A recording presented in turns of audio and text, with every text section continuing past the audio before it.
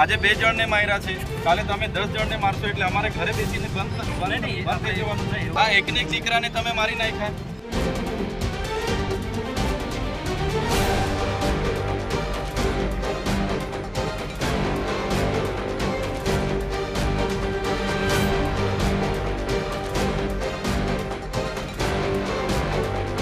કેવડિયા ખાતે જે 2 આદિવાસી છોકરા જયેશ તડવી અને સંજય તડવીને મારી નાખવામાં આવ્યા હતા, એમને શ્રદ્ધાંજલિ આપવા માટે સમગ્ર આદિવાસી સમાજના આગેવાનો કાર્યકર્તાની સાથે કેવડિયા ખાતે એમને શ્રદ્ધાંજલિ આપવા જવાના હતા, પરંતુ નવસારી જિલ્લાની પોલીસ દ્વારા અમારી અટકાયત કરીને અમને નજરકેદ કર્યા અને અમને જવા નહીં દીધા।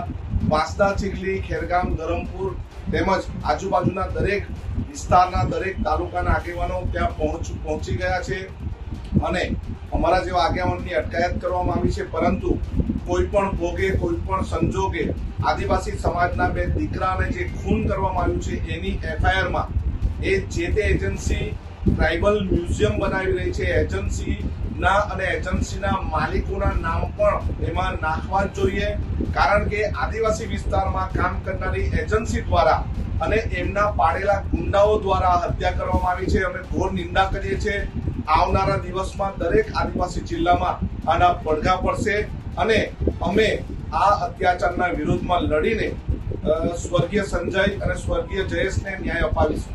બંને પોલીસ વડા આવ્યા છે, કદાચ સત્કાર કરવા માટે આવ્યા હોય, ક્યાંક જવાનો પ્રોગ્રામ, વનમહોત્સવનો પ્રોગ્રામ હોય ત્યાં જવાનો હોય, ત્યાં કદાચ જંગલ ખાતાવાળા મોકલ્યા હોય, નહીં તો ભાઈ ચૈત્ર વસાવે શ્રદ્ધાંજલિનો પ્રોગ્રામ રાખ્યો છે ગરુડેશ્વર ખાતે।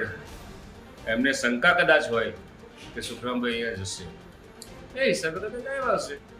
હું મારા મિત્રો સાથે બધા તૈયાર થાય એટલે મૃતક સંજયભાઈ અને મૃતક બીજા ભાઈ છે એમના બંનેના ઘરે